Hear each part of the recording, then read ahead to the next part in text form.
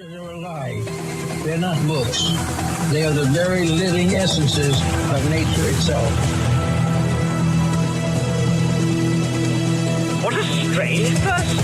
Unbelievably powerful supercomputer that's running our reality, and we don't have a clue as to how to operate it. So when maybe you or somebody else creates an AGI system and you get to ask her one question, what would that question be? What's outside the simulation?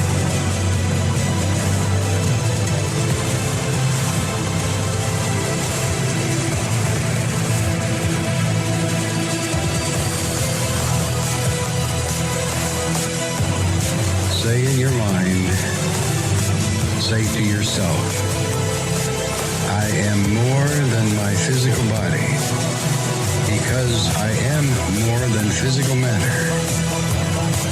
I can perceive that which is greater than the physical world.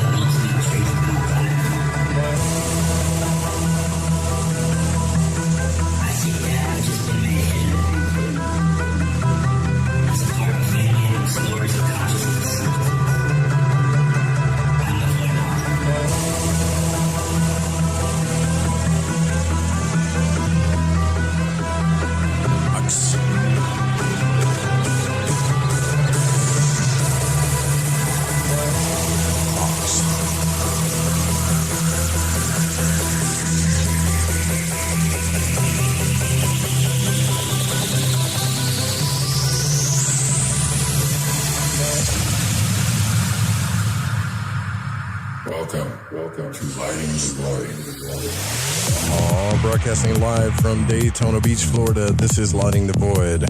And I'm your host, Joe Rupe, and we're live on Fringe FM, KTLK, digital broadcasting. It's definitely Mercury retrograde tonight, and Mary Dusina's here with us for Cosmic Conditions, as always, on the new moon. If you hear a little sound glitch here or there, too, that's just me working on stuff. But thanks for joining us across the World Wide Web. The new Fringe FM app is out. So thank you guys for all your support and helping getting that through. Cosmetically, it needs a little work, and I'm working on that, okay? Here's the thing. You want to go to Mary Dusina's website. The winds of change are here, for sure. And if you are one of those type of people that need help with change, which I think we all do, you can go to her website and get a reading at marydusina.com, MARYDUSINA.com. A life-changing reading. If you've ever gotten one, I would say 99.99999% of people that have given me feedback on all this have told me that that's exactly what happened. And Mary and I have been doing this for a long time, and I still love it to this very day. And thanks for coming back, Mary. Every new moon. We love having you here. How nice is that? Thank you. And first off, since in your opening, the winds of change, we started out at spring equinox. We do a little bit of a backdrop in astrology. So we start with Aries, and that's the divine fire, the impetus for us to decide what's working and what's not working in our life in the northern hemisphere in spring. Then we go to Taurus. What are our pastures of pleasure when life gets crazy and the news out there is overwhelming, or the high tides of your own anxiety or angst and the thoughts become pestering? Taurus is that part of our chart where we say, you know what, I'm just going to have a pizza, I'm going to watch Netflix, I'm just going to go sit outside at the waterfall, and I'm going to divorce myself from all the scattered fragments of what if. And then we arrive at the third sign. So Mercury is the main planet. Gemini is the spotlight sign. And the energy of Gemini, it's our first in the procession of the signs, going from the 1st to the 12th of Pisces. Gemini is now our breath work, the casting of our words. It's the messenger. It's the messages. And so what we say, how we say it, if we have found our voice, if we will speak up and say what we mean and mean what we say, Gemini cycle, which will go all the way till June 21st of this year in 2022, will bless us with the missing pieces of the puzzle. So with my words and with my sacred, divinely gifted breath, as Joe and I are beginning our fourth year, pretty sure, Joe, fourth year as we get into summer solstice, I want to thank you, audience, listeners, callers, network, Joe. Moving in gratitude brings forth divine grace and the winds of glory into your life. It gives you supernatural favor.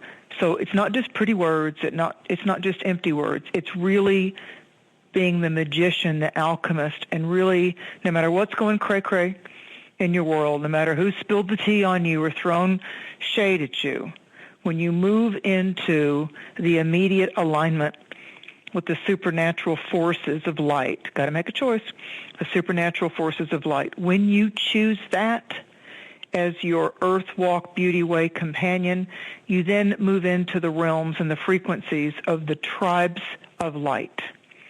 And as Joe's talked about before, it includes your sacred guardian angel. You have access to the higher realms of angelic teachers, as we're all in Gemini, both students and teachers. So truly from my heart chakra, going right up there to the crown chakra where we all plug into the divine, I want to thank you. I want to thank you for all of you that have gotten in touch with me, all of you that have expressed your gratitude to me, and all of you that have been swimming in troubled waters emotionally or mentally for some time since Joe and I have been doing this show, and to our beloved icon that recently passed away this year, Kev Baker. I want to thank the audiences for being bold enough to call, being out there silently listening, never wanting to call, but realizing that there is a synchronicity. There are signs and omens that are happening for you if you're sitting there listening to tonight or the replay link, that the message is for all of us. If somehow this has shown up for you, I'm not saying I'm better than anybody or more special than anybody at all, but where I am special is I've trained myself over 35 years to move the ego to the side. And when I really want to see positive change, when I really want to dance with chance as a safe, significant other, I give it up and put it on the altar of the supernatural frequencies and energies of light. So thank you. Welcome. And this is Yang energies. The last couple of months in March and April, just to give you a little bit of like, what the heck's been going on and how's it changing? What's the winds of change and how they're going to help? So in March and April, we had this dynamic of a lot of the watery 12th sign of Pisces. So we wanted to think about our dreams. And we started finding ourselves wanting to slip into fantasy or maybe take you apart a while and rest and be able to try to see what was tugging at us and what wouldn't seem to leave us alone, because Pisces dives deep. It's the sirens and the mermaids and the realms of what we've recorded in our subconscious, and how our own discernment and intuition and dreams are trying to help us and walk with us and get us to have signs, symbols, wonders, and omens in a very intuitive, psychic, divine alignment kind of way. But it's thick, and it's stuff that maybe we've shoved down for a while, or maybe we had to surface, get our head above water with our reoccurring fears, or what we tend to lean into, what we tend to try to escape into. Pisces can be the great escape too. So there's one kind of escape when you're doing a DMT or a rave event and you're losing yourself in the music and just the high of the evening. That's a Piscean type of a thing. The whole drama and just being, although you're around a lot of people and everybody's experiencing the music at the concert or the outdoor event, whether it's country, western, rave, whatever it is, and you're just sitting there going, God, what a magical evening this is. I'm really going to remember this for the rest of my life. Now we've shifted into an alignment that we've not witnessed since the year of 2011. I find that intriguing numerologically because it's 2022. 22 is a master level number in numerology, and 11 is master teacher, and 22 is master builder, building on the intuitive idea and the magic of ideas. So in 2011, that was the former time and the last time that we had Mars, who is at his power place in his home sign in Aries, align with Jupiter, a.k.a. Zeus in mythology, the great expander, the great benefic.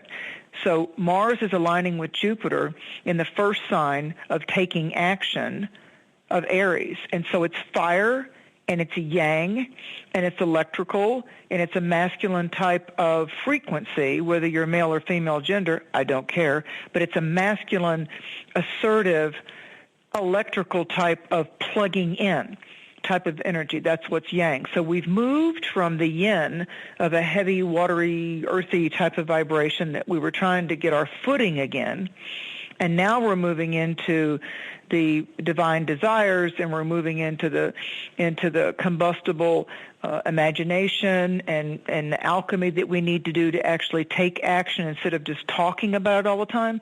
So when you get Gemini combined with Aries, there's a whole lot of eagerness and boldness, and you feel emboldened and encouraged. You're encouraged to go out with that idea and to put some roots with it. You've got the seed idea, and you're deciding, okay, I've really got a good idea here.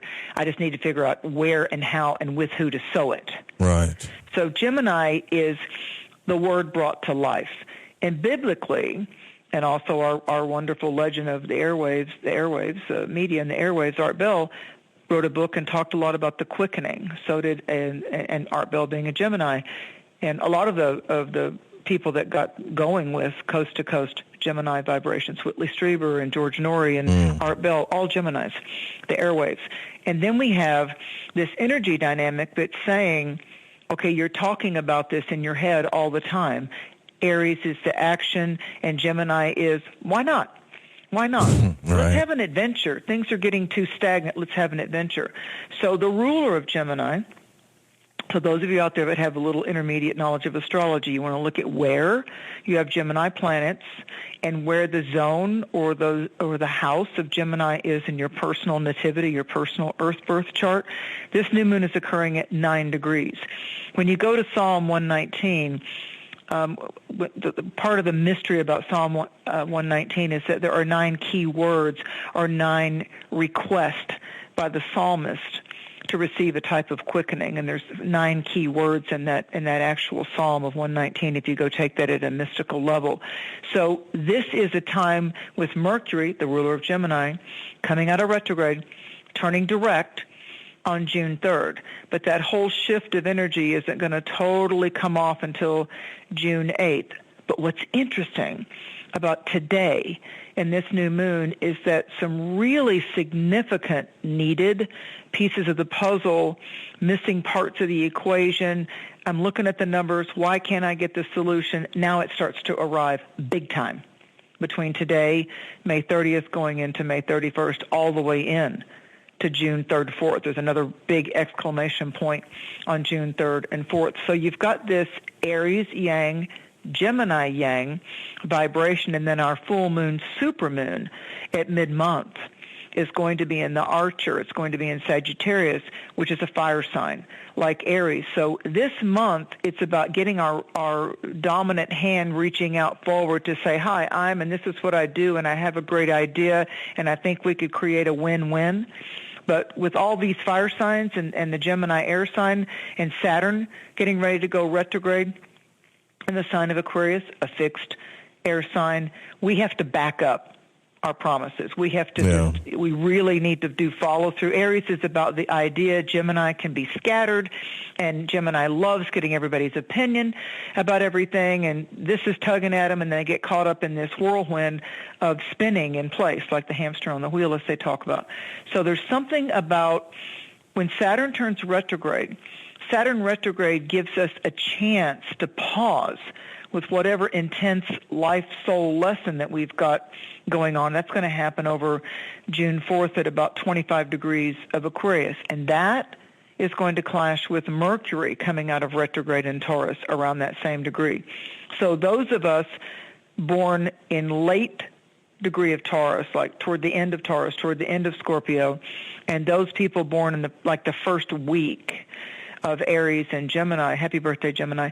This is a dynamic time for you to have longed for something to come into being since really the roots of it being in 2011, and then some of it got stirred up again in 2017 and 2018, and now it's almost like you've been kind of fretting with it or attending to it or abiding with it or guarding it or protecting this idea or this love interest or this attraction, law of attraction, or this desire that you wanted to actually bring from the dream into the tangible.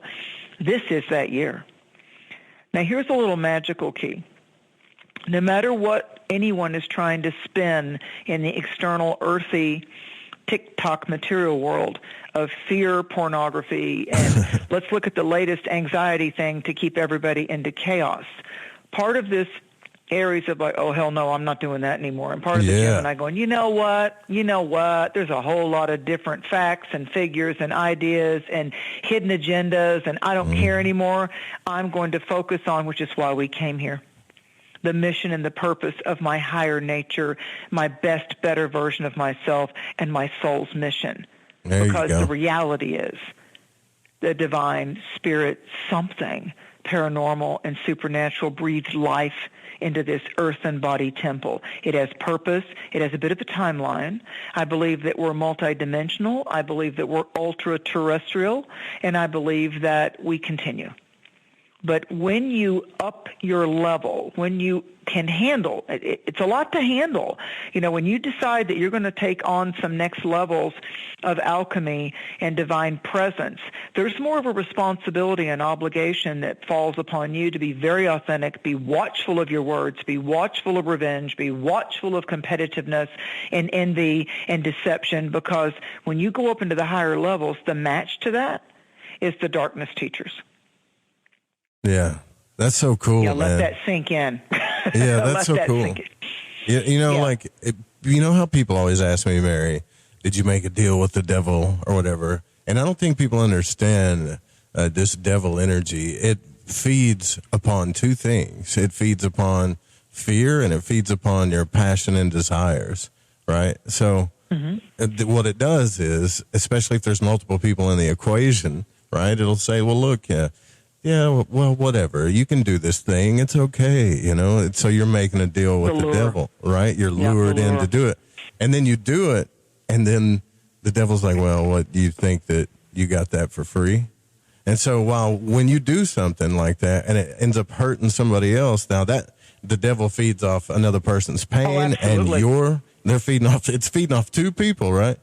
The other person's pain and the other person's, indulgence, right? And then it just tailspins. And then on top of that, here comes the fear. Well, what about this? Well, what about the world? Well, what about this? Well, what about that?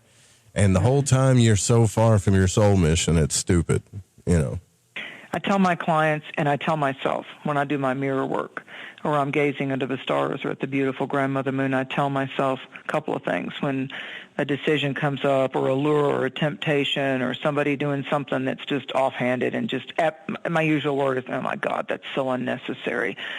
Sometimes I really understand the statement, forgive them, Father, for they know not what they do. Yeah. So you get that.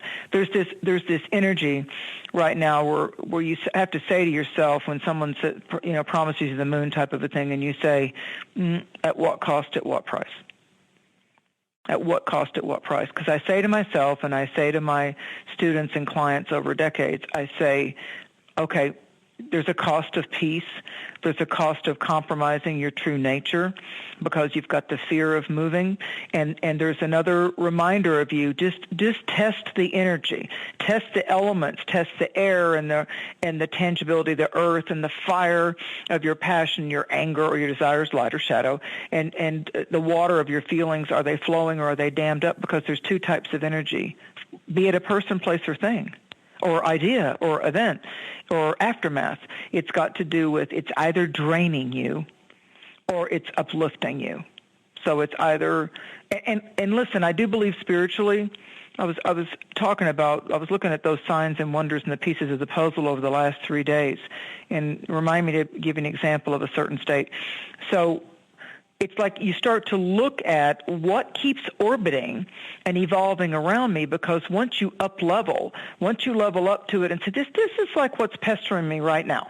Why is that bugging me? Why is that going into monkey mind phase with me? Why is that distracting me? What am I not investing attention to that would be for my higher good? And why am I prioritizing everything out here in the outer world when I really need to thine own self be true and take care of my own energies? And you kind of scrub my energy a little bit here.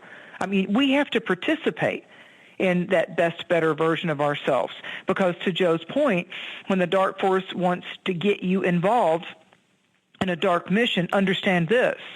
Everything that happens to us, there's an up level here. A key that will unlock you is all the things that were really weird, and most of us can see it when we look in our past. The reason that marriage didn't work, the reason you didn't live there, the reason you moved over there, the reason that person deceived you, blah, blah, blah. It all moved you on the supernatural chessboard of life. It moves you into a different kind of position of power or lesson learned. Yeah. And there's those of us that have to keep going back and get whacked again until we can disengage from that subconscious or psychological pattern of self-sabotage. We've all done it. We might dip our toe in that water again. But when you start, in Gemini especially, beginning to intellectualize this a little bit and say, wait a minute. I have a whole thought world. It's spirit, mind into body. So I have a thought world here. So Gemini, to sum it up, before we do the signs, Gemini is saying, and how are you thinking? And what is infecting or invading your thoughts? What's pestering you? Rebuke it. What's trying to drive you nuts with anxiety or trying to simultaneously engage your anger? Really engage your anger. Look at Aries is a warrior. Aries is like, what'd you say to me? Are you talking to me? So Aries will turn right around and going, surely you weren't talking to me. Oh, you know what I hate about that? It's like when people know that you're that way. And so they push your buttons, right? And then they try. Well, yeah, they try. And then each time, most areas will grow and grow and grow from it, right? But there's always something out there that can just push your buttons a little bit more, right? And I think that happens on purpose. So you can see it for what it is, As I said today to a couple of people that came in out of town, that we were having one of our tribal meetings, kind of like our medicine way meetings. I looked at one of my tribal brothers and I said, even Jesus got deceived by a kiss. Yep. Because the soldiers didn't know they didn't recognize, as the story goes, they didn't recognize Jesus the man, and so Judas then kissed him as a secretive kiss to identify him to those that would seek to, because he really hadn't done anything wrong, but those that were envious or jealous, as that story goes, so Judas betrayed him with the kiss. But even what he did fulfilled the playing out of what that soul mission or that divine teaching was to be. So even sometimes when we've been deceived, even when someone got so envious or jealous of us and they thought the only way was to try to compete with us or bring us down or parrot whatever, right? Then what happens is even the deception sometimes can help wake us up. So in your meditations and in your dream work, and maybe in your ceremonial prayers or when you're out in nature, connect with the divine as you know and your soul knows how to do, and say, I welcome the divine alignment of light. I welcome it. Like you got to ask in order to receive. I welcome the divine pathway of aligned light. I allow the light to be aligned in me. Gemini is, here comes my play on words, Gemini is the wordsmith. So the theme of Gemini is the magi, or the ability to be the trickster, the comedian, right, the clown. So, but you look at the word imagination. So we're going to go capital I dash magic, magi, I dash MAGI dash nation. So it's the nation, or it's the realm, or it's the dimension, or the zone, or whatever word you want to use, of how you get into the magic of I. And you can spell that with a capital I, as in I am, Almighty I am, or you can also spell it EYE. So Gemini is the sky world. So pay attention pay attention to the signs and the dreams and the omens that are coming on around you, because there's going to be an intensity meter with the shape of that cloud or the bird that gets your attention or an odd nest or what's going on in the sky. Gemini certainly rules the winds. We've got, I think somebody said it's a very early hurricane season.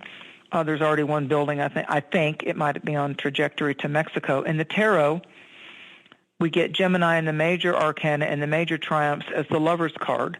And so there's that number 6. There's that duality in the number 6 card of the major arcana, to where they're pledging to each other, and there's the medical caduceus, the Mercury staff, above them with a winged lion. So when you look into the mythological creatures on the Lover's card, like on the soulmate card, when you have the angel or the winged lion, on the soulmate card of the Two of Cups, we take it into water. On the Lover's card of Gemini, we've got the angel, above them, and the angel is discerning. The angel is helping discern them, but the man looks at the woman, the yang looks at the yin, and they're making some type of decision. Are they going to be chained to materialism, or are they going to be lost in lust, or are they going to be lifted in love? So there's that duality. And on Jesus number 6. had an Aries moment, just one you heard about, right? Like when he went to the marketplace, and everybody all their energy was just pouring into this lack of money and all this other stuff, and panic and marketplace envy. He just started flipping out on them.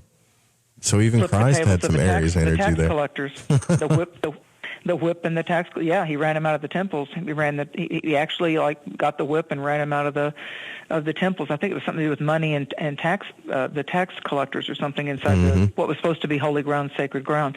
So the minus side of Gemini is that we get pulled in too many directions at once. And so we end up procrastinating or not getting things done because we overschedule or overbook our days, and then everybody's wanting a little piece of us that we didn't kind of schedule into the already needed things to do. Gemini's the quickening. So when you want to amplify or quicken your energy and go into the creative realms of the mind, the aspect, ideas, dreams, omens, signs, and wonders, that would also go into like Romans 8:11, where you're talking about being quickened. The first baptism is by water, as they say, but the second one is by fire. So when you're getting the fire of your desires, the fire signs are favored right now, Aries, Leo, and Sagittarius. And then we have the air signs coming into the spotlight as well, which is Gemini, and then Libra, and then Aquarius. So what we have right now is more of an electrified, I think it's going to be smoother sailing. I do not think that we can rely on that smoother sailing to be going on in the very manipulated media. I believe all the media is very manipulated right now. I believe the dark source and the perhaps lessons of life that people need are really trying to get into the social media wars, the Twitter thing, will it or won't it, which way is the pendulum swinging, and the whole thing about how when you listen to, as I do, podcast over in Belarus or podcast in Japan, or when I listen to boots on the ground type of podcasting that's not just in my home country, it's interesting to get that variety of news or ideas that's not just limited to one vortex. So Gemini is about what you might have been thinking was going on, and all of a sudden you have a revelatory dream, or you have an aha moment and an epiphany from your meditation or your walk in nature. So Gemini is saying to you, so would you like to have clarity of mind, or have you gotten into the limited position of being so in your head that you're not getting ahead? The Aries wants you to get ahead. The Gemini is going to give you the brilliance. It's going to give you the magic wand and the brilliance, but you've got to, be careful of what thou ask for. You may get it. That's the seeds that are wanting to be sown. So the intensity meter right now, because the messenger is here. This is it. This is the proclamation and the magical horns of frequencies of what do I need to focus on, what do I need to do, what's my best financially, what's my best position to be in my emotional, intimate relationships, what can I look at, Aries, look at yourself, what can I look at in my intimate world? And if I've been projecting and taking my frustrations out on my significant other, whoever that is, family, child, parent, lover, and the Gemini part of it is like, damn, level your game up. You've been caught in that rut for a long time. Stop just getting angry. Stop just crying. Stop just blaming and shaming yourself. Bust a move. Upgrade. You've been doing that crap for the last 25 years. Stop it. It's time for something new. How's it been working out for you? Do you find yourself caught in a revolving door? Yeah, that's not getting you what you want. So it's time to maybe life coach yourself and go into your soul. We all have one. So it's time to go into the science of our soul and let our spirit world, our how we plug into sacred spirit energies. Let's plug into spirit first before we get into, oh, now what? Oh, I didn't think that was going to happen. Oh, great. No, immediately when it happens, just say, on the altar of the divine. On the altar of the divine. I don't want to figure it out. I don't want to have to deal with it. Now, I'm not talking about escapism and denial. I'm putting it on the altar of divine first, and then I've cleared the decks for action to do with my divine sign, the right person showing up at the right time with whatever the chaos is attempting to do. There's a war on for your mind when it's Gemini. So what are you putting your eyes into mostly? Which way are you thinking? Are you thinking dark or light? What can you put your eyes into more? Your whether it's social media or reading, or what how you're escaping the pressures of the external BS. What are you putting your eyes into? Because Aries is the head in the main five senses, and Gemini is like the breath, the respiratory system, our nervous system. So we need to micromanage, not become an OCD control freak. We all need to micromanage body, mind, spirit, spirit into mind, body. It's now, how's my mind doing? Am I minding my business? Am I being mindful? Is my mind too full, or am I practicing what I know works for me, ceremony, meditation, prayer, nature, whatever? What helps me be able to be mindful, gracious, thankful, generous, instill humor and laughter, and as we talk about paying it forward with deeds of kindness or compassion and action. How might I add 5% more in my world, financially, personally, psychologically, to both level myself up and go demonstrate that out into the world? It's needed. It's like there's a call to action for light workers. I don't think it's up to me to change the whole world, but I do believe it's up to me to be a viable antenna of light in my community and where my earth walk currently is, period. Well, if you do that, I think, Mary, you are changing the world. That's kind of, in a way, there's a ripple effect. 100%, Joe. Yeah. It starts with us. And that's why world prayer works, or everybody meditating at the same time at one moment for something, I mean, that's the difference between someone that's been become a targeted individual, MK Ultra, Project, whatever you want to call it, Looking Glass and all of that, so you don't become a sheep of the dark force. You don't become a minion because you're so frustrated and you're so hurt and you feel like nothing's really gone right for you. So let's just go blame the supernatural, like we know what we're doing. And so then we just go over to the other side and we're still involved with the supernatural. It's like, let me bring out the worst in you.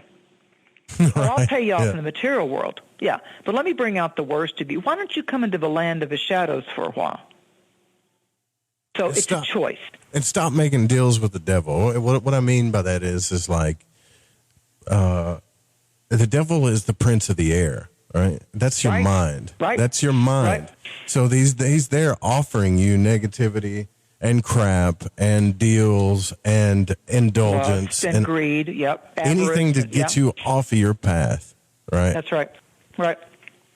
It can be a den of scorpions, so to speak, if you're not careful. Yeah. Or the people that survived when they were thrown with the lions or the fire and all that. So, but what this is saying to us is that if there's a war on for our mind, we need to be more aware or beware of what's trying to affect or infect our mind, our thinking, our modus operandi. So I just want to ask everybody, until we get to summer solstice of 2022, lately my guides, Joe, and I've told this to the clients the last couple of months, my guides have given me a new little sound frequency tool of like, they won't always explain it. I'll just hear like like a brass antique skeleton key, and I hear it go click, click, and it unlocks it. And I know now that that's like my sign that I'm being given a key that'll unlock something that's been embedded. I'm being given a key that's going to be very valuable for that person if they so choose to let go of how they've been locked down for so long and realize that the habit of being locked in place can be let go of. So Gemini is the key. Gemini is a key of what's got you locked in your mind and how can you get unlocked through inspiration and brilliance and allowing yourself to try it as an experiment. Try inviting your guardian angel more. You know, if you don't ever think about the angels and you think you've got life all figured out and things are going just absolutely perfect for you, just try, you know, letting your angels get involved quicker instead of just your brilliance or just you doing the work all the time and getting a little frustrated that other people don't carry their weight or pay when they should, and et cetera, et cetera, et cetera. So this is like you're being given a 2022 new model, not a cell phone, but a magic wand. And it's like sparkly over there in the corner, and it's humming. And it's got frequency, you know, it's like, you know, om. And so you have to think about, that's a big responsibility to pick up that magic wand, because it is going to affect your mind, your beliefs, your thinking, what systems of belief are working for you. That's all Gemini. You know, one of the other Gemini cards is the Six of Swords. You know, the Three of Swords, because Gemini is the third sign, is when we get caught up in the malaise mentally and we can't get out of our own way, and the OCD or the ADD has attacked us, and we think we've got to go run get a prescription to get out of there because we don't know how to get out of there by ourselves without help. Yeah. So it becomes a crutch instead of a magic wand, right? So then the Six of Swords, when you guys look at your decks later, the Three of Swords is the heart that's pierced. There's too many swords. There's three swords coming into the heart, and it's up in the air, like you talked about, the element of the air, the prince of the air, the principalities of the air. The Six of Swords is the ferryman taking the person and their inner child, or the person and their child, that which they are protecting, that which is dependent on them, to calmer waters. All the swords are jeweled and beautiful, and they're in the boat, and the ferryman's been paid, and they're going into a new adventure, into a new horizon, because they've seen their way through. So it's be aware, be more aware, and beware. Everybody knows the saying, if it looks like a duck and it walks like a duck and it clucks like a duck, it's a duck. Stop trying to be in denial. I said that today to someone, actually. There's your synchronicity. Holy shit, man. Yeah, and that's, okay, that brings me back to the last thing I was going to tell you before I go through the signs. That's remind me to talk to you about a state. For the last 4 days, 4 or 5 different people that I've just run into, just going here or there, have talked about Kentucky. And I'm like, okay, I don't go to Kentucky. I don't live in Kentucky. But it's like, but I'm to be mindful and look at my signs and wonders. And there's like 3 people just this week. One I knew hailed from Kentucky in their past. And then this week it was like, just today, you know, I was like, really? Like, your mom was from Kentucky? And I'm thinking, why do I keep hearing Kentucky? So I have my own little puzzle that I'm working on, but just like for me to say, if it looks like a duck and it walks like a duck, and you're like, oh my God, those words, Gemini, those words, those sound frequencies, that intonation, that affirmation, that word puzzle flew around me today. Think about wings. Think about things that are flying around you, orbiting around you, how you can uplift, do deeper breath work, because we as humanoids tend to breathe very shallow, and we almost start to hyperventilate if something starts to stress us, or you walk upon a snake or a spider or something, or field mice, and that's just not your thing, and we suck in and we just freeze. So when you do deep level meditation and you do shamanic type of meditation excursions, or when I'm helping somebody with uncover a past life theme, you do deeper, more regular breathing. You slow it down. Everything in the media and everything in the social media and the website is designed to keep our eyes and our mind and our head spinning. we're losing our ability to focus. When we don't focus, we don't have feelings. And I would venture to say that part of the strategies of the dark force is it wants to and delights in us remaining in chaos or confusion or not really being able to make that change or that decision, because what if I make the wrong decision? And I know this is really crappy, but what if it's worse out there? So we just don't do anything.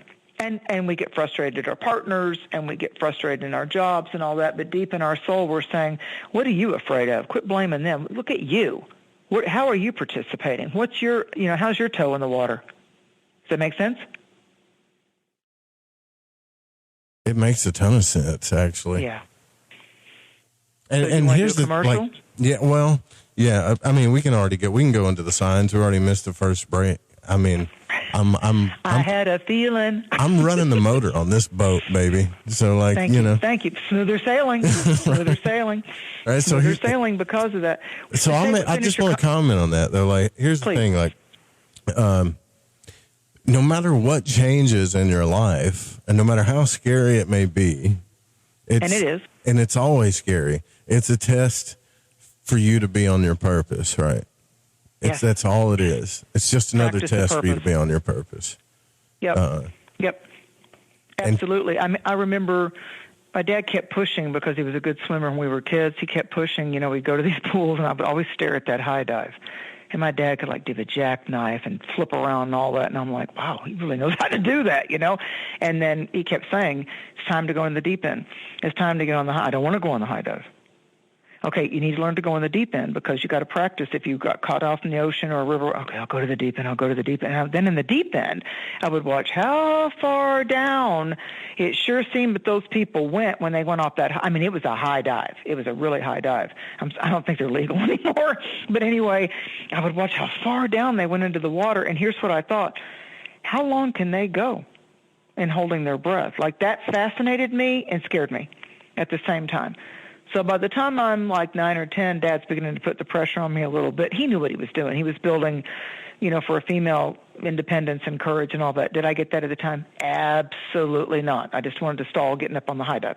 Because, even though change can be scary in life, when you're a kid, you actually physically act out those scary changes. You actually blunder into them sometimes and force yourself other times.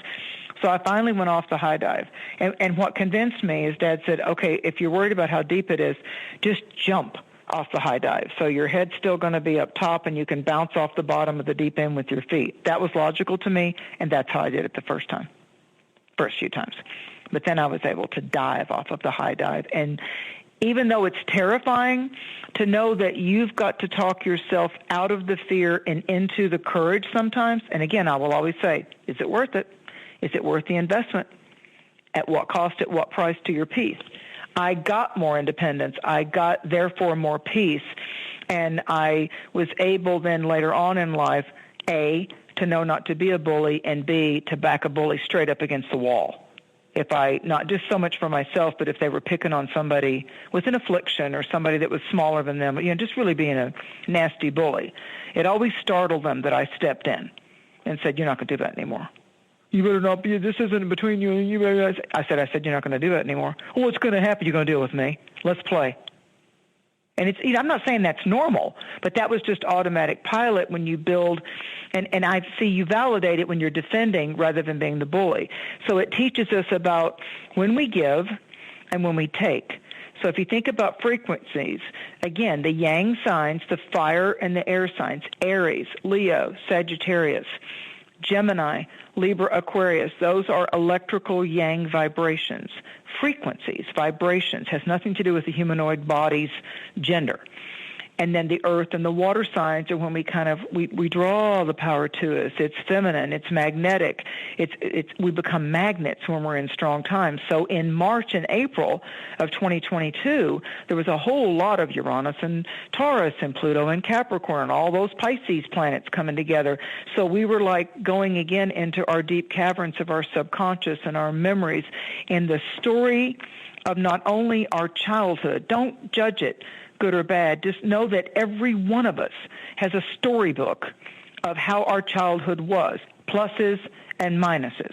All of us had that. So the moment we can start to look at it as a reference manual rather than the total truth of our life and it will affect us forever, and start to say, wow, my themes in my childhood theater was dad was missing, mom was alcoholic, whatever it is, mom was an alcoholic, or that was abuse, or then you say to yourself, okay, that was then. And now I know as my reference manual who I don't want to become like, what I want to be an overcomer with, how I don't want to be a professional victim, and I will rise to victory. But if we don't look at it, it's still riding along with us. And Gemini and Aries help us look at, what do you think, if you just ask yourself the question, what do you think, if anything, is impeding your progress? Is there any kind of pattern? Is there any kind of similarity to the angst and the fear and the frustration that you saw of those tall people that were around you when you were a little squirt coming onto the planet? Because for some of us, it was aunts and uncles and grandparents more than the actual bio parents. But they were our tall teachers. They were taller than us. They had a roof over our head and all that. So Gemini is such a great way. There's that sound I got again of the skeleton key, unlocking the past, antique skeleton key, unlocking the past, saying, walk through the door. You're done with this now. You've had lessons. You've had tests. You've had quizzes. It's graduation time, and it is no accident, metaphysically, that for a big part of those of us that live in this country, that graduations and getting out of school kind of comes close to Memorial Day in the first couple of weeks of June. So it's happening in Gemini. And here's the thing. I feel like it's a graduation from bulliness. There's all kinds of bullies in the world. Yep. And I'm telling you, man, I feel like I've met just about all of them. When I was young, there's people that do it with words. There's people that do it physically. There's people that do it emotionally. There's people that do it psychologically. And there's people that put a smile on their face and act like they're the best person in the world. But meanwhile, the trickster. It's the trick, right? And you have to see it for what it is, right? People have to be fair towards each other. And that includes myself, you, and everybody else, right? If you're not vibrating fairness to people, it's not going to come back to you, And you can't tolerate it. You can't. And maybe that's the Libra in me. I don't know. But it's a good place to look. Yeah, you have to be fair, man. It's the only way to get things moving along, Well, and the other piece of it with Gemini is if we can kind of, even if we don't think there's not one part of us that would be manipulative or a trickster or a clown or heyoka or sarcastic. One of the minuses of Gemini and Scorpio is how they can rip and tear with their tongue. Really harsh words, and people with a strong Mars have to watch that. So where Libra and Cancer try to say words that are emotionally comforting, when you get into those fire and air signs, they'll be like, "Who are you talking to?" I can eviscerate you. I remember even biblically when we had to have again test questions, graduation, Bible school, stuff like that I had as a kid. They would say, "What in the Bible is the most unruly member of the body?" Of course, where everybody's mind went. It's like wanting to blame the poor guys with lust, and then they said, "No, it's the tongue." That's right. The tongue is the most unruly member of the body, and I'm like, "Oh, that's interesting. That's really interesting." So I took that metaphysically and ran with that also because, a lot of times they'll say the pen can be mightier than the sword. That's Gemini. What are you writing? What contract are you signing? What vows are you taking? They might be verbal. They might be written. You don't really, as my tribal brother was talking to me about today, he said, we don't really own anything. We don't own our car or our land or our house because there can be eminent domain and you will get a title to the car, but you don't have the papers of origin. Oh, yeah, for sure. Yeah. Now, you don't own houses or anything like that. No. Have somebody do some work for you and then they don't feel like you paid them fairly. They'll put a lien on your house. Yeah. You got a paid for a house. You paid, $500,000 for that. Miss paying your taxes 1 year and watch what happens. They can seize that $500,000 Exactly right. So what you said before, the only thing that we really truly own is our journey. Right. That's it. And the Indians call that, my First Nations teachers called it the Good Red Road, and we have to choose to walk the beauty way. So that certainly goes into your Libra. Libra wants the peace and the beautiful way. Right now, we have a knight, Aries, wanting to go on a vision quest, Gemini. That's the word picture I can give you.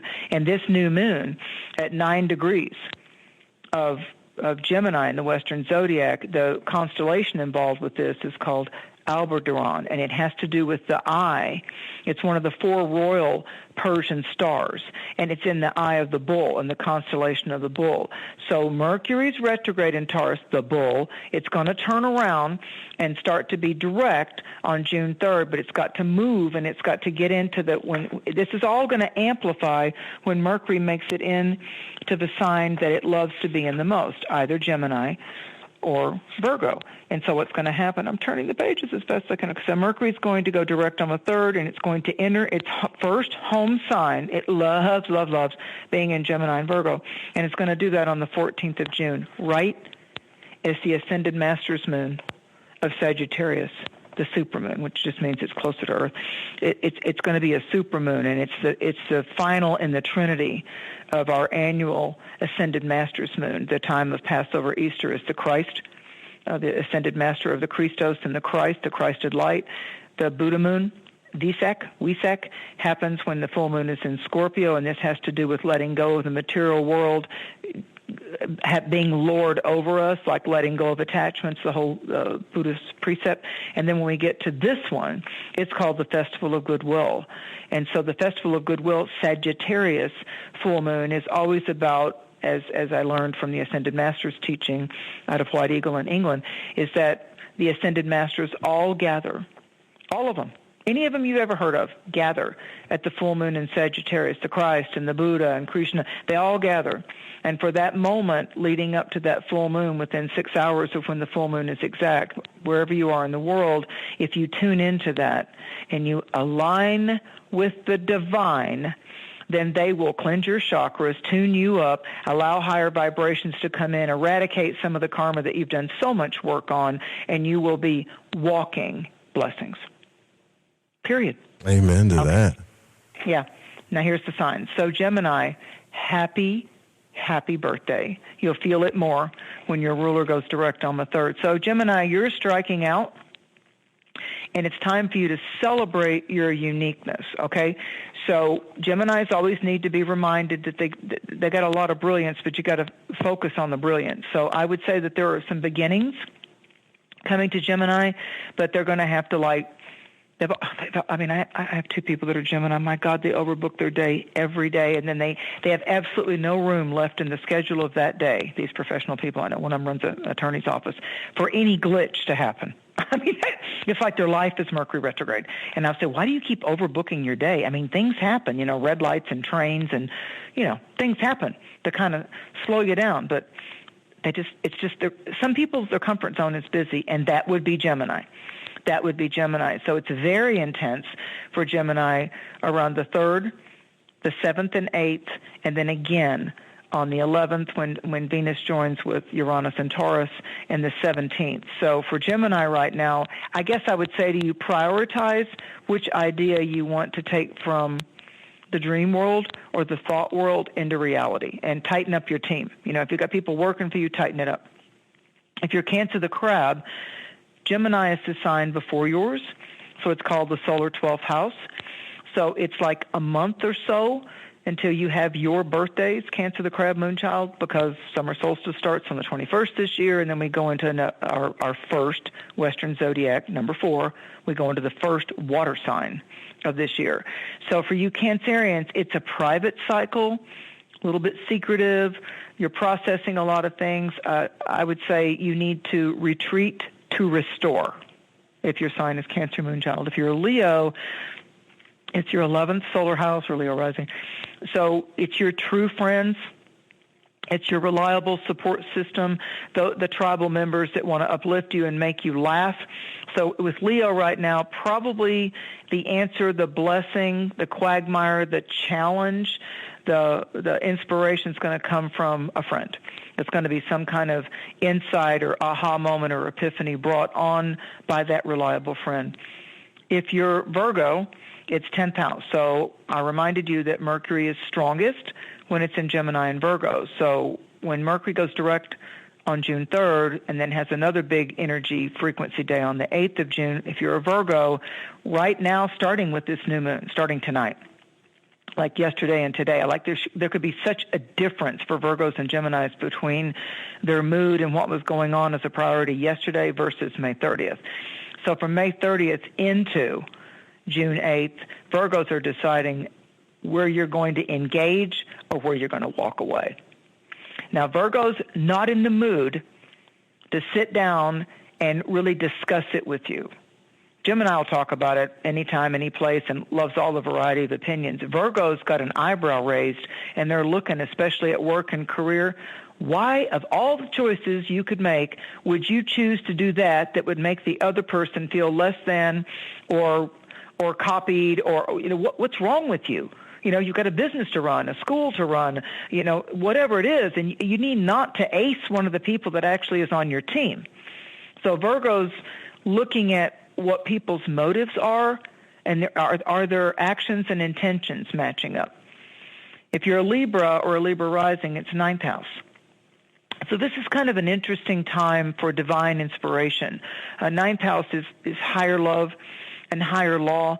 So you're reviewing the matters that seem to be orbiting or coming around you, but it's like there's some new choices, but there might even be some shifts or changes in what you'll agree to with contracts or your time or your commitment, and then you may keep your cards close to your chest if you're a Libra or a Libra rising on, okay, these are some boundaries that I'm setting, these are some things that have to happen, and then the Libra person involved will quietly, in between themselves and the other person only, one at a time, the Libra person, your Libra influence chart, will decide who it is that, that guy, that girl's always been reliable, they've always had my back, the rules don't apply to them. They've proved themselves to me in my life. So I think that's good news for Libra and Libra risings, is that the validity of who's got your back really, and isn't just playing a game or, like you said, Joe, got a mask on. So the 9th house is interesting, and I wouldn't rule out an offer of going on a weekend trip or a day trip, or you win a cruise, or you go do a lecture on a dinner boat or something like that. There's something that could be very interesting as far as speaking, lecturing, attending as a student a seminar or a workshop, or being signed up to be one of the speakers of something that's real strong around you Libras right now. So for Scorpio, it's an 8th house thing. There's a lot of secrets. That goes on a lot with Scorpios anyway, but there's a type of favorable energy that's coming for Scorpio at the full moon. It'll be a full moon in your financial, my worth, my self-worth, the good karma, the good karma in your bank account. There could be some interesting payoffs. You might want to buy one of those little $1 or $5 scratch-off lottery tickets as the full moon gets close, because there's some beneficial manifestations that have to do with all that you've done to brighten another person's world, to be a secret Santa Claus, whatever it is. I see the good karma coming back with this only once this year, full moon in Sagittarius, but it could literally sail you through in a nicer way for the next 3 years. If you're a Sagittarius, okay, this is a big month. If you're Sagittarius, your ruler is Jupiter. It just went into the fire sign of Aries for a little while, and Gemini is lighting up your intimate partnership, business partner, lover. There's big partner status shifts. So some are going to come to a breaking point. It's not a bad thing. It's just that maybe they've served their highest, best purpose for you. And a lot of times in a relationship, even though we've been frustrated or scared to leave a relationship for the money, or we've got a kid, or we've got a job, or it's like, oh my God, the house money's mixed, I don't want to pay the attorney, all that stuff that we all go through if you've ever had a breakup where you were legally betrothed or bound to someone. When you think about all that stuff, and then the fallout of what it's going to do to you or them or the kids or the parents, and blah, blah, blah, how you blended your lives, what happens is there's a point where you all of a sudden say, it's not their fault, it's not my fault, I'm just done. I'm just done. And there's nothing wrong with that. That's the healthiest thing to do, actually. Yeah. I mean, it's not that it failed because you did this or you didn't do that. It's just simply like, wow, I really have to admit that I'm not bringing the best of me to this business partnership, intimate partnership, and I need to own my crap. And I need to realize that I've pulled back on them, or they've pulled back on me, and I'm allowing it, or plus minus both ways, and I'm reacting to some action that was taken, or I'm giving action, and that's making them react, and then there's a projection thing, of course. So I need to own my own stuff and not demand that they tell me where they're at, but I need to own my stuff to them and say, you know what, not blaming you, but I just would like to request that you hear me. This is missing for me now. This doesn't feel as strong as it could be for me bringing my best self to the table and you bringing your best self to the table. So let's not do the behind the back stuff. Let's not do the he, she, you're blamed, I'm blamed stuff anymore. Let's seek to resolve it. Let's seek to get some type of resolution. So that's spinning a lot. And hey, around Geminis and Sagittarius. And here's a little add to that. Like, don't add a third party to fill the gap in your relationship, because you can't expect that not to be toxic. It's going to be toxic. It's going to make things worse. It's the Three of Swords. Trust me. It's the Three of Swords. For you visuals out there, it's the Three of Swords. The frustration when we're dealing with an air sign, the swords, for me, I'm not saying I'm the expert, but for me, the swords are the air element. So the Nine of Swords is we feel like that's it. I just can't take it anymore, but we're caught up with the frustration or the anger or the sadness or the death of that job, that person, whatever, the death of the dynamic that once was, that launched you down the aisle or in the business or whatever it was. You know, it's, again, I'd like to reiterate, the key that unlocks you is that even if they're leaving, or even if you feel it's them that's making you angry, if they would just do that you would be happier, and they're pointing the finger back at you. So if we just realize that if we can get ourselves out of the chaos, the spin zone, and the confusion, and instead just make a decision, even if that decision is, I'm not going to continue to fight with you like this. I'm not going to continue to be taken advantage of you like this. I'm not going to continue to be disrespected or disrespect myself anymore. I'm taking myself out of my participating in the game of what's been driving my frustration, the F words, my frustration or my fear or my faith. You know, let's let Gemini be the F word. You know, my faith, my fear, my frustration. So look at the F words in your life that can be your pluses and your minuses, and not that one. And if you jump in a third party situation, like I have done so many times, you know, you can't blame those people either. You jumped in it. You knew the equation. And like, yeah, what are we allowing? You allowed it. You have to ask yourself, yep, why are you allowing it? Why do you allow it? What do you feel like that it may just be that it gives some type of an emotional security comfort because it's familiar? Oh, there's another F word. It's familiar. It came from the family, familiar dynamic. Dude, I've been promised everything under the sun. I've had people use me as weekend getaways and leave Bibles under my bed and all kinds of stuff, man. And it was because signs and omens. Dude, it was because I didn't love myself enough, right, to get out of that. Right. You know, that's all it is. And again, we can see our self-worth. That's our Taurus list. We can see our self-worth, and we don't have to get out there and be mean about it. We can simply say, that was me, and now this is me, and what I really want to celebrate in my love life and what I really enjoy about any financial dealings is that I don't take advantage of people, and I'm strong enough that they don't take advantage of me either. Yeah, because I got mean, and it made things a lot worse. Okay, so Capricorn, Joe's doing self-admission.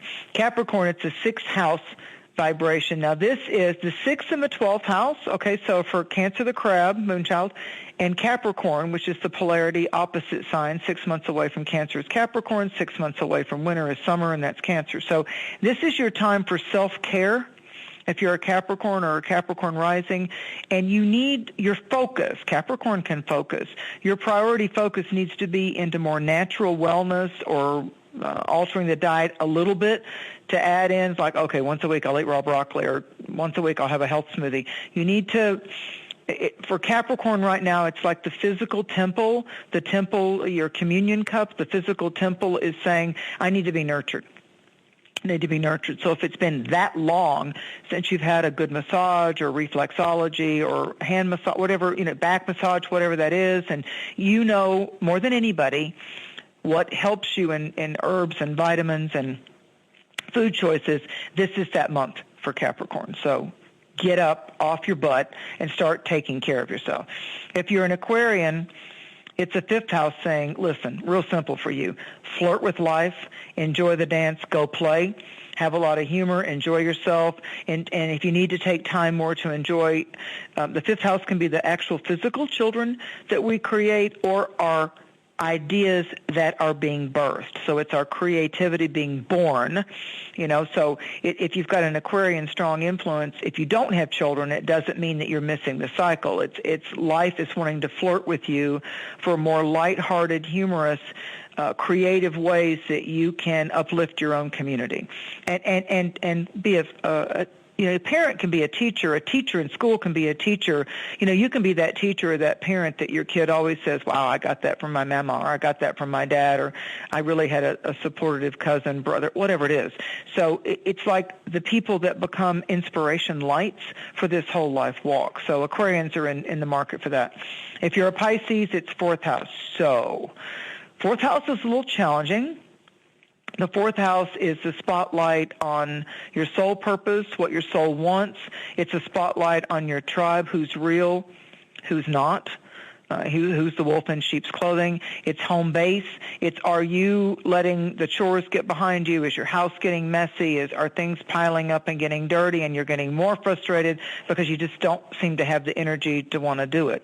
I promise you, when you clean stuff up, it feels good afterwards. It really does. So, but for Pisces, it's about where they're frustrated in the psychology of the tug of war with family, or the people that you're living with actually. And there could be some real estate deals coming up in that. Pisces could be kind of scratching their head, do I sell? And even though I'd make a big profit on, my house has gone so much up in value, as used cars have, but then what's it going to cost me to buy something else? So you got to look at that. If you're not downsizing, you don't want to just jump to sell the car or the house when the market's high for that. If you're an Aries, it's third house. So what did I say Gemini was? It was the third sign in the Western Zodiac. And what house did I say it was that Gemini rules? Yeah, the third house. So if Aries is the beginning of the Zodiac, then Aries, Taurus, Gemini, number 3. So the number 3 is important. Maybe you're taking 3 days, or there's something that births out in 3 weeks for you. The number 3 could be one of your signs, synchronicities, and wonders. So the birth of ideas, the maturation of an idea, as they say in the saying, an idea whose time has come. But it's an idea rodeo right now for Aries. Now, Aries don't mind jumping on the back of the bareback horse or the camel or the bull. I mean, Aries would be like, yeah, I'll get in that sports car. Yeah, I'll break this. I'll go way above the speed limit because they have the need for speed. So with Aries, it's like the follow-through is going to be the plus. You're just going to be bombarded with ideas and inspiring people and feeling inspired by people, and that's a really nice dopamine high. It's what that is. It's like a life high when you're around people that appreciate you and inspire you and stimulate your own creativity. It's like, our endorphins go up and we're just happy. You can still just be eating what you're eating and driving where you're driving and walking in that mountain or that beach, but you just feel good that day. It's not a sad day. It's an up day, almost at the point of manic on the good side. So for Aries, it's like, don't let people that aren't, don't let people just waste your time. Well, I'm sure there's no real thing as wasting time, but don't let people take so much of your time that they're pulling you from something that's a priority for you, or it's going to end up being fallout for you because it didn't let you deliver on your word or get done what you wanted to do. So I would say the written word, the spoken word, it's third house.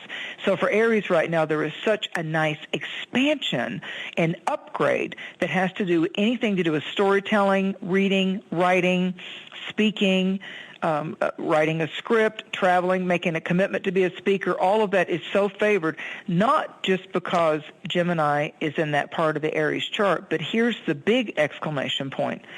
Jupiter, which is the great good fortune planet, is in Aries. Mars, it's been 2 years. since Mars has been back in Aries. And so Aries, it's like screaming to Aries right now, watch your words, choose your words, take the pregnant pause before you commit to yourself, because words can really come to bless or curse you now, but the blessing part of it is like 70%. So your odds are 70 good, 30%, on the minus. I'm glad and you the final said that. sign. Before you go to the final sign, I'm just saying, like, people worry so much about what they say, but think about what she just said. The blessings are 70%, the 30%'s the negative. So don't get all wrapped up in your head again. Oh, I'm saying this or that. I don't know what to say. Like, just forgive yourself when you make a mistake and stay focused on the positive. Or catch yourself. Don't be unconscious to it. Catch why you always say that same statement when you get really mad. Right. What are the words you use when you get really mad? What are the words you use when you're really appreciative? What are the words that you use in the afterglow of a romantic moment? We have these habits that we form. Like I said earlier, part of it might be, you talking to me? Yeah, right. Say that again. I mean, there's words. There's like little frequencies and feelers that we put out, that it's like really before we go into any action, Aries or Gemini, we turn to the person like, you want to say that? Is that what you mean? What do you really mean by that? I want to make sure I don't misunderstand you. I want to get real clear on what you just said. And that conveys, it drops down all kinds of possibilities in paragraphs, because it was the tone of my words, it was the choice of my words, right? So once we start looking at upgrading how we react, what will make us react, and maybe there's another side of Gemini, it's clever. So this is the best cycle for you to focus on, how might my vocabulary and how might I exercise my cleverness and my ability to be an inspiration, and what would make the room laugh. Not that I have to be the entertainer, but be clever and quick-witted and use the best of my own intelligence. How can I convey my inspired intelligence? Because there's emotional intelligence, and there's psychological intelligence, and there's just regular thought intelligence. So next month is emotional intelligence and emotional intuition. This is all about how the words create, how the ideas come, and how you can convey or express it in a very interesting way, what captures the fascination and the attention of the audience. So with Taurus, it's a second house vibration. You Taurus just had your birthdays and the start of your solar years, so Taurus right now is focused on getting projects caught up and getting the best deal they can at it. Like they're looking for value on what projects around the car or the house or their life that they want to get out of the way so they can, get on with what the project that they want to do this year. You don't push or rush a Taurus, a Cancer, or a Capricorn. You just can't rush those signs. They don't want to be rushed, and if they were going to do it tomorrow, they'll put it off a whole nother 2 weeks because you tried to push them to do it. So you don't do that. You just don't go after the bull, and the goat will just put the horns down on you as well. Those are the earth signs. So it's like, and Cancer the crab is like, I'll pinch you or I'll walk backwards away from you. Watch this. I'll go in water. I'll go into depths you can't even touch. And I got my shell on my back. So Cancer the crab is always carrying its shelter, its shield, like a knight's shield on its back, and it goes sideways and backwards. You meet Cancer people or Cancer moons or Cancer risings, they don't, unless they've got a lot of fire they don't jump into things. They act bold, they are bold, they can take action, but wherever that Cancer planet is in your house or in any planets, wherever you've got Cancer the crab, moonchild, Cancer the crab is emotions, all oceans of emotions. So it's the Cancerian part of us that goes, now, wait a minute. I'm not going to jump in too deep too fast. Yeah, be so smart. It's that part of us. Yeah, it's that part of us that emotionally goes, I don't want to get hurt. Yeah, that's Cancer. So what's happening right now with Gemini is, how can we be more of a mastermind? How can we see value from those little pieces of dreams that we bring back? Like, ooh, that was interesting. I dreamed of a dragonfly and it landed on my nose. Go look it up. That's a sign and an omen that dragonfly is your sky totem right now. Or maybe it's not even in your dream world. You'll be out walking and all of a sudden, the seagull or the ibis lands right next to you. It doesn't want to poop on you. You don't have any food. It just wants to stand next to you, and it keeps edging closer.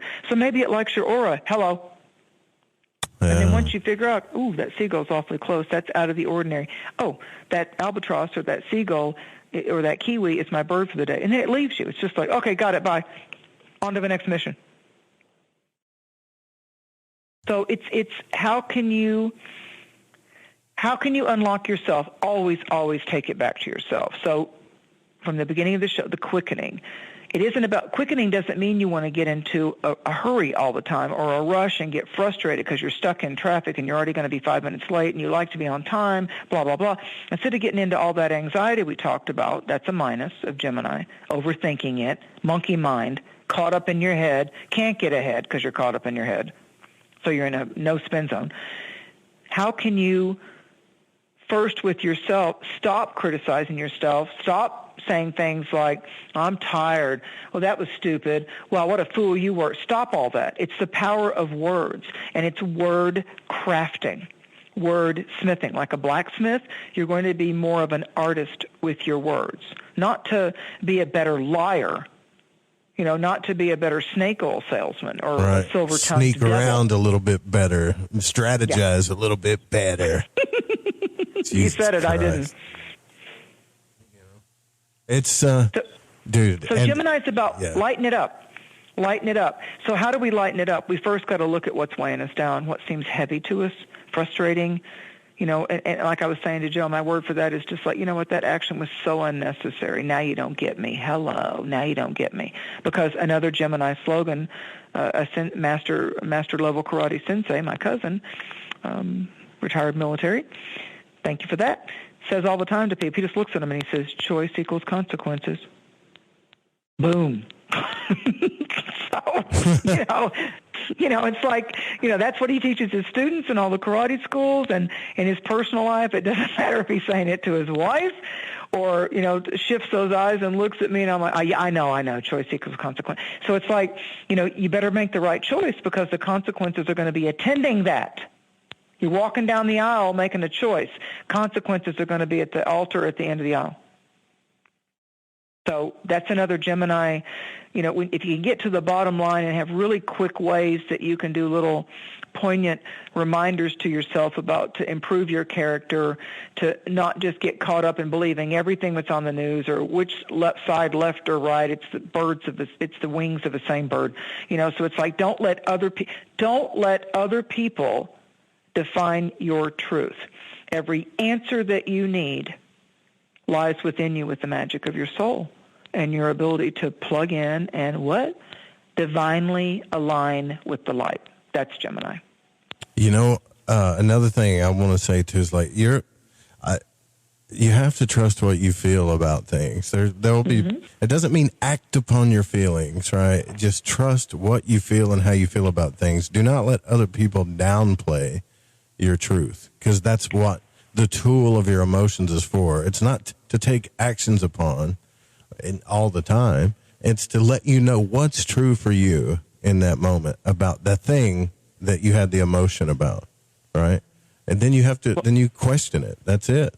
You can look at it, investigate it, but you don't have to act upon it, Well, it's like in the beginning of your show, there's a part of that, I think it may be from the Monroe teachings, but it's like, say in your mind. Right. Say if you will. So if the willpower has a lot to do with the fire signs, and we have Jupiter, Chiron, Mars. Mars is in the sign that it rules. Now guess what? Just the other day, Venus, who's strongest in Taurus and Libra, she went into Taurus. So, like I said on my website, the Beatles, Paul McCartney, I can't remember the name of the song, but there's a lyric part of the song where he says, Venus and Mars are aligned tonight. Venus and Mars are aligned. So Venus is in her power place. That's pleasure, financial fluidity. It has a lot to do with figuring out how we're getting in our own way, either intimately or financially, which that's a great key to unlock. What better choices versus consequences we could make with that. Mars is in Aries saying, okay, figure out what you want in your pasture, Taurus, of pleasure, what you want to invest your, when we take our time or people take our time, that's an investment of our life walk. Like even Dr. Phil will say, well, there's 3 minutes of my life I'll never get back when somebody's irritated him. So, we make the choice of how we're going to invest or is it a debit or a credit? with people in our life, and there comes a point where you have to at least be willing to look at or have the conversation with yourself without judgment, without shame or blame, and say, am I investing too much of my life energy, of my creativity, of my loyalty, of my sincerity? Is this person, I mean, maybe they just don't get me. Maybe they just don't see me, and it's not about it being their fault. It's about, I'm out. I'm out. I need to make different choices. So maybe I can see if we can still be a duo dynamic. If I make different choices, maybe then better consequences can come forth out of them and out of me. So it's about that, So again, Gemini, it's those F words, It's what's familiar, what's friendly, what's fun, where am I caught in fear, So it's how am I fashioning? So look at those words, and where's my faith?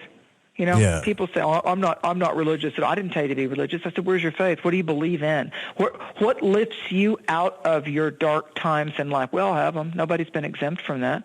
What can get you to rise up again once your legs have been knocked out from under you? You had Humpty Dumpty fell off the wall.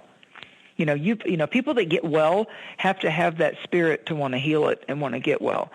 I've talked to many, many people that have said to me, how come not everybody can heal? How come everybody doesn't get healed?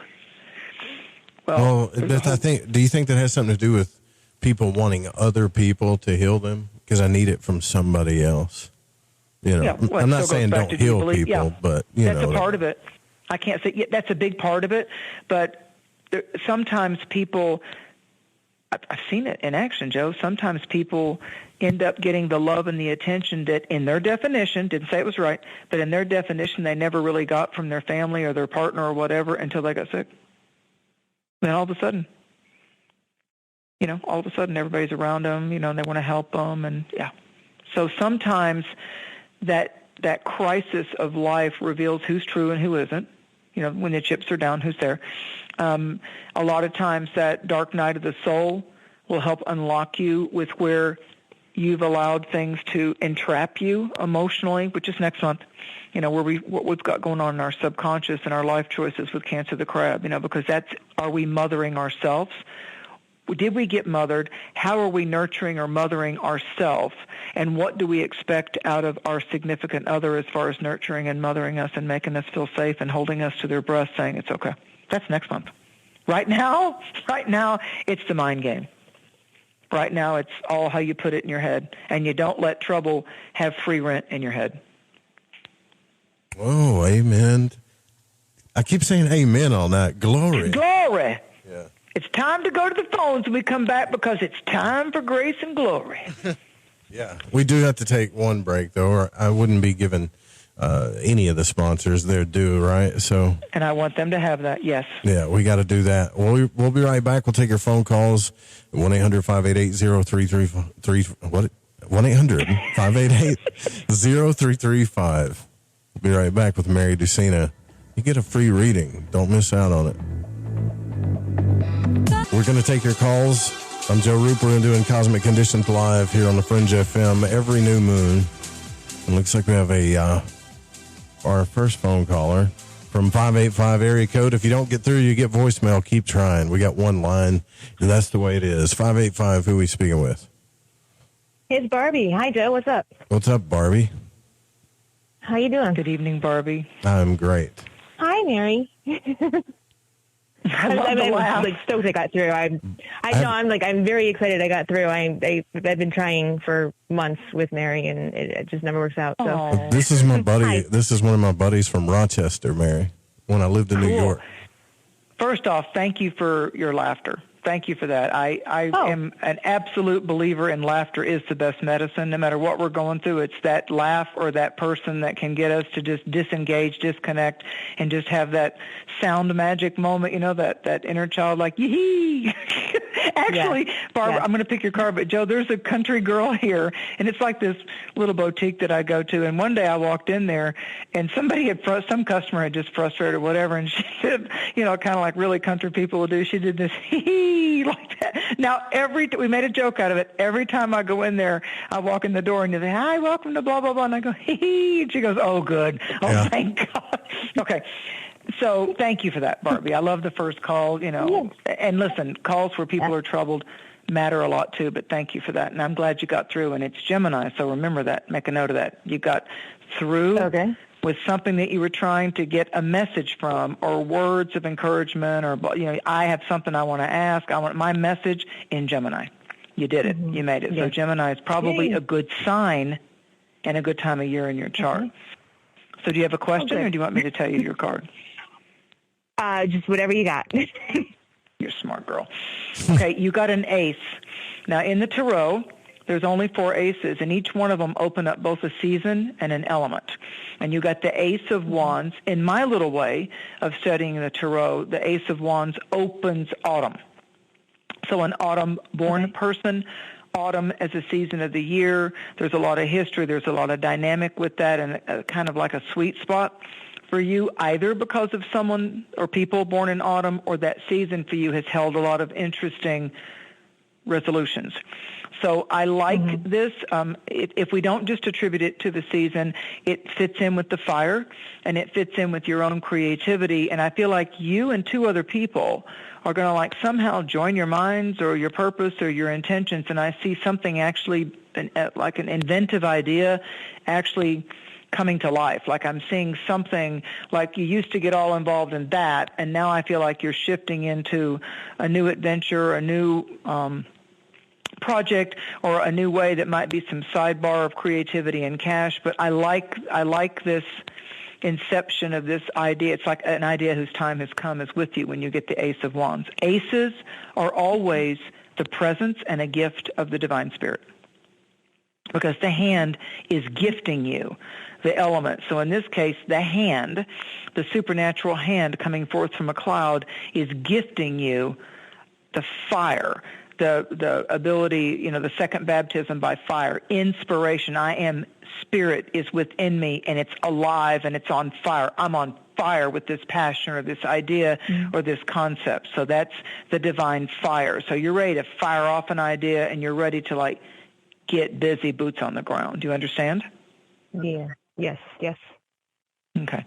Did that pop a question up about that, or did that explain and help you? No, that was very helpful. Thank you.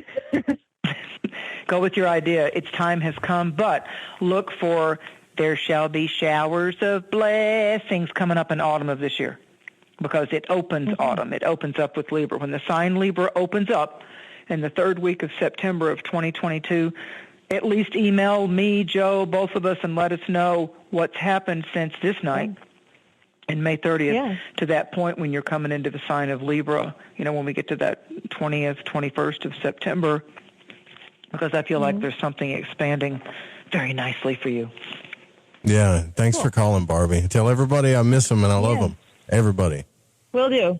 All right, love you too. All right, bye-bye. Bye. Quickly, and in metaphysics too, how can the fire of either passion or anger, how can the fire of frustration become constructive for you? Not destructive. Right. And looks like we have a caller from 828 area code. I think we blipped out for a second for some reason, but whatever. There's so many people calling. I love it. Listen, guys, we're working on getting the new phone lines because we're starting to get support in. So thank you guys for keep trying to call. So let's see, 828 area code. Who are we speaking with? This is Lisa. Hey, Lisa. How y'all doing? Blessings of a new moon. Blessings of a new moon to you. Yes, ma'am. You too. I'll take it. Deposited, receipt in hand. Do you have a question, or do you want me to pick a card? I have to share with you really quick. My daughter's dog has 15 cane corso puppies, today. Well, yesterday. 15? I was like, 15. That's a birth machine. I know, right? Anyways. How's the mother? I just got to ask. How's the mother dog doing? I'm glad the babies are out, but how's the mother? She's doing great. Oh my gosh. That's who I'd be spoiling.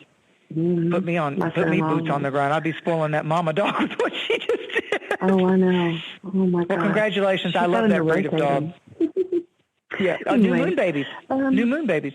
I know. I was so excited. I was like, I have to tell Mary. And I got a big one. How magical is that? It is very. Anyway, So you could pick a card for me and whoever. Nice.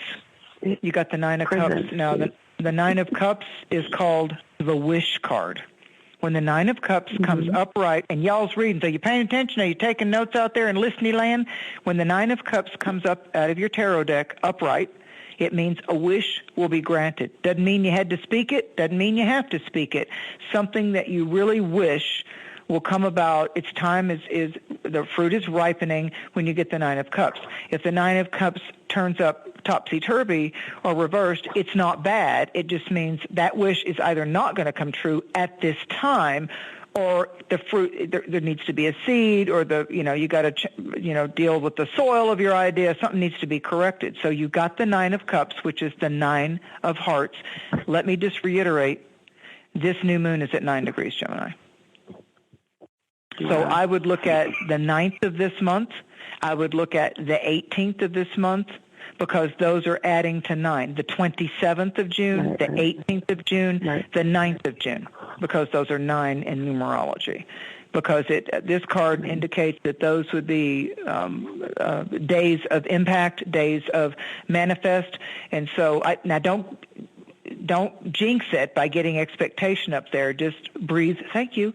The 9th is going to be an interesting day, and the 18th is going to be an interesting day, and the 27th is going to be an interesting day. Thank you, angels. Thank you, divine alignment. Cool. So you're going to look at the oracle or the parchment paper or the hear ye, signs, wonders, animal totems, who calls you, who gets in connection with you, where you go, that you have no idea about, as we say in the country. I have no idea. So you have no idea about it at this time, but make note. It'll be fun. It's your secret way to deal with the supernatural. What does the supernatural, what do my guides want to have me focus on and gift to me and give me very important solving of the puzzle pieces on the 9th, 18th, and 27th, and let us know. Yes, ma'am. I've got them in my phone right now. And the cups have a lot to do with you. You should pat yourself on the back that you're beginning to do some things to nurture and give to you, instead of too much of the balance being off by you overgiving and being there when everybody else needs you. I feel like you've been growing spiritually and mystically by also attending to your own peaceful times, peace-filled times, because I feel like you need that. And you've been doing it. I can hear it in your voice. Can't you, Joe? Can't you hear it in your voice? Yeah. Peace becomes you. Or I'm like, yeah. Well, I'm wide awake at 1:44, listening to the show, thinking about puppies and the lake I was at today. And puppies are good. Good stuff. I know. I've never seen this many people, by the way, try to call into this show in my entire life. Oh my God.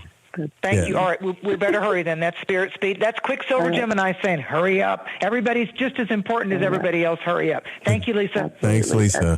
Bye-bye. All right. Speed round. Jesus, yeah, they're coming in, man. Speed round. Did you hear that, callers? It's going to be fast and furious, so don't linger. It's going to be fast and furious.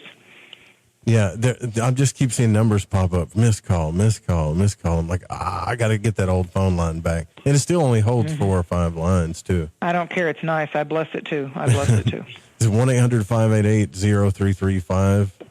Let's see. We got one. Oh, don't do that to me. There we go. 402 area code. You made it. You're on the air. Who are you speaking with?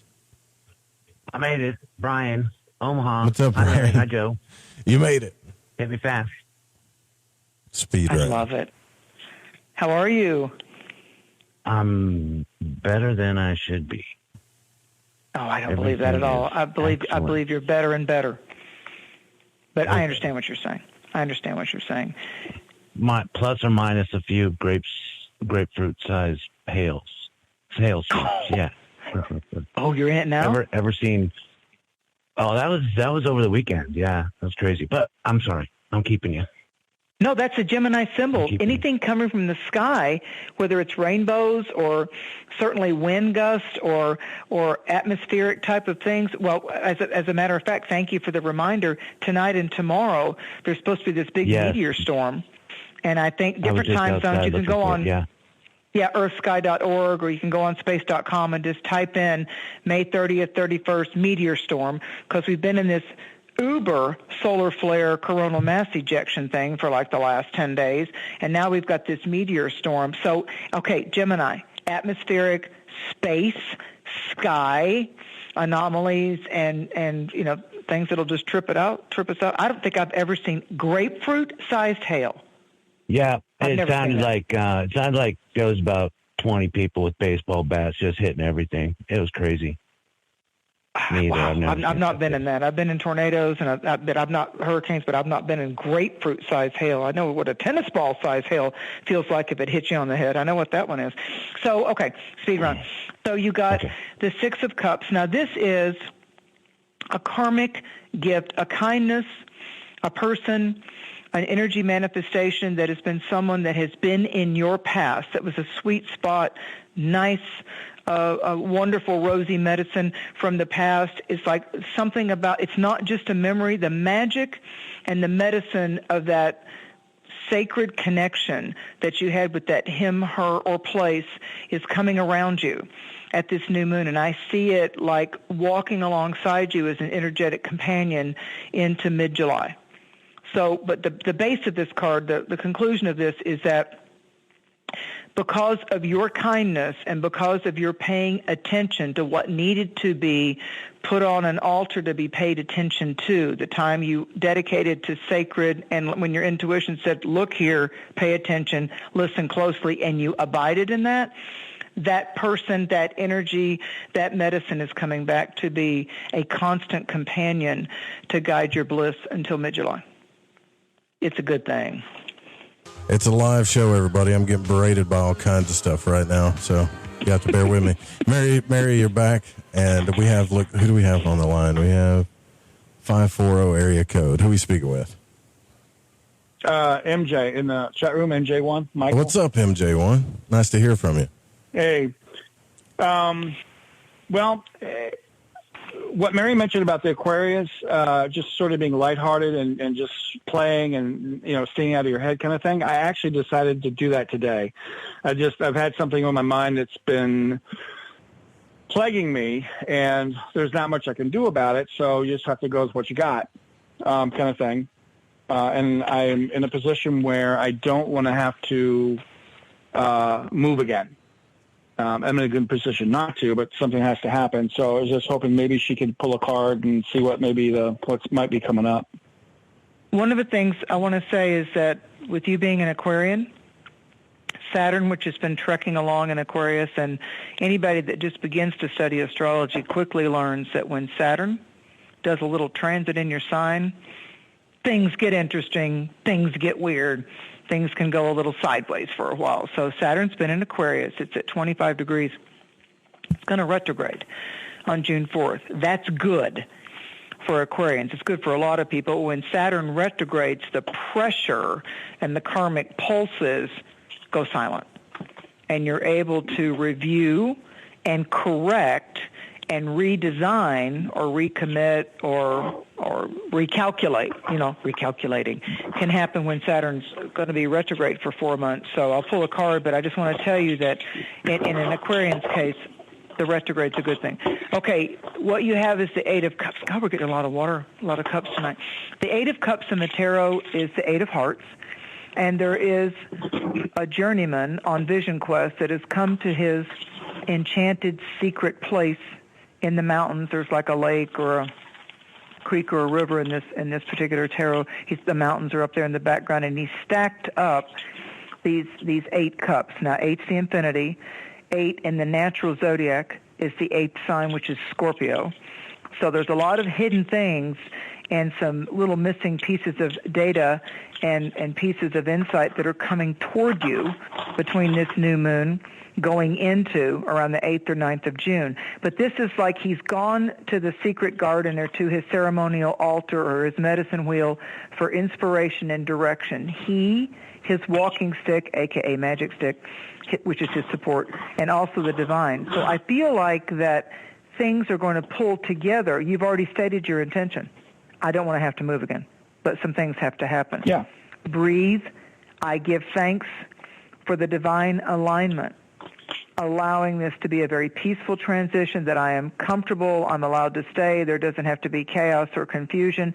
I accept it, I feel it, I desire it, and I accept it as my truth. Thank you, Divine, for aligning all the moving parts and tools and everything to allow this to take place. When we thank it, when we give thanks for it, then it's helping. It's like when you do affirmations, always add the word, I am now at peace. I am now divinely blessed. The now means it's not on its way to you. It's here. You're claiming it, but you got to claim it. You got to accept it. You got to know that you're worth it. I like the 8 of Cups. It might be June 8th. It might be, June 26th. It might be June 17th, because you're getting the 8 as your main number. So that's part of the numerological signs and omens and wonders. So just kind of 8 o'clock in the morning, 8 o'clock, just kind of look at that 8. I love the number 8. I mean, I had a necklace made with the infinity symbols as the chain, because I'm okay with what goes out comes back around to either bless us or curse us or test us. So I feel like the cups to me are always blessings. You're magnetizing to you. Be very ever mindful of the fact that you're a magnet right now, and that's the key that unlocks it. You're a magnet. Be very mindful of what you're drawing to you, which is where you're putting your focus and your magic. Okay. All right. Yeah. Because I sit around and, right now I've got the property and the house. I mean, it all needs to be replaced. But at the same time, I feel blessed that I even have this, because in my lifetime, I never thought I'd own anything like, property or even a car. So you mentioned earlier that people don't own things. I actually own the property because it's clear title and clear title in the car. So, That's but huge. Yeah, I feel that way all the time, that I'm blessed. That is a crown of blessings. That is a crown chakra blessing. So feel that as you, like, I never thought I'd really own the car. Feel that, and that's what you magnify. Remember I told you you're a magnet, like a tuning fork? That's what you're going to magnify as, wow, it happened. It manifested, a house and a car. It needs to be redone, replaced, whatever. But it happened, and I've got, listen to those terms, clear title. Clear seeing is clairvoyant. So keep seeing and praising the manifested magic and have gratitude. That's the fuel. That's the fuel. Thanks for your call, brother. One thing we're going to do, we're going to take one more phone call, because I just have to. I feel bad if we don't. Let's go. Let's see. Hold on. Let me get this. I can't X out of them fast enough to hang up. Oh, there we go. There's so many coming in. I've never seen anything like this, folks, ever. Thank you, everybody. Thank you. You can always get a reading and call next month at the next new moon. Okay. 208 area code. You're on the air. Who are you speaking with? Oh, my gosh. It's Divine. This is Abby. Abby Normal? Yeah. Yeah. Okay. Did you say it's divine? Is that what you opened up saying? Yes. Love that. I take it. I receive. Glory. It's divine. Go ahead. No, just do whatever, Mary. Okay, you got the Empress. Now, in the standard tarot deck, Rider-Waite, Pamela Coleman-Smith artwork, in the standard tarot deck, the third card, Gemini, third sign, third house, the third card is the Empress.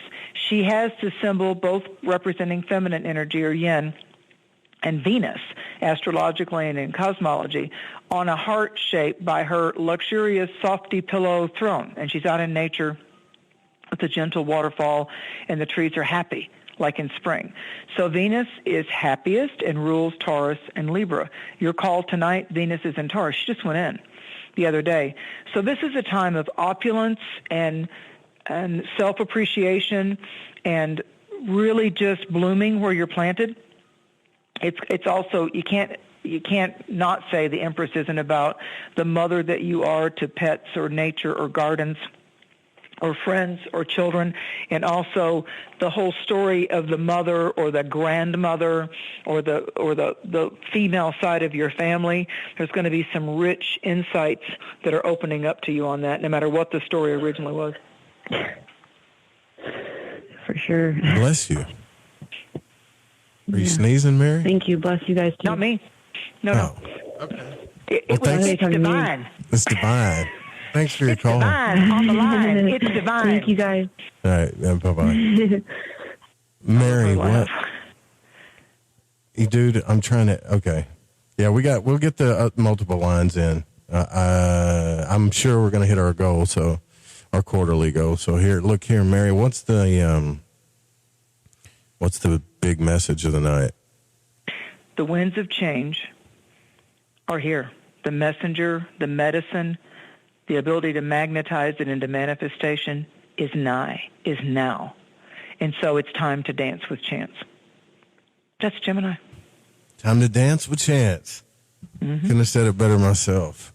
Hey, thanks for coming on again. Listen, you guys get a reading from Mary. Like, can you let people know, like, if they go to your website, do they have to just fill out a form? Because people do ask me that from time to time. I just tell them to go to your website.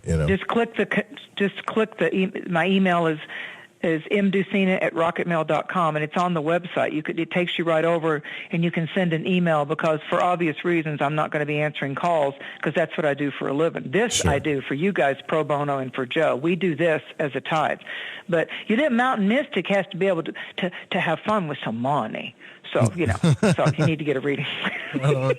We all got it. I feed a whole lot of critters, honey. The mountains, they know, and I've got a whole nocturnal buffet. Joe knows. He knows I had the bear come one year.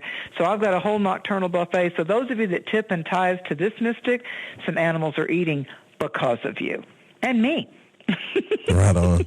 You guys. If they can just email me, and then we'll work it out. There you go, guys. Get a reading. We love you. We'll see you back tomorrow night. Same time, same channel, right here on the Fringe FM. Choice equals consequence. Good night, y'all. Sweet dreams.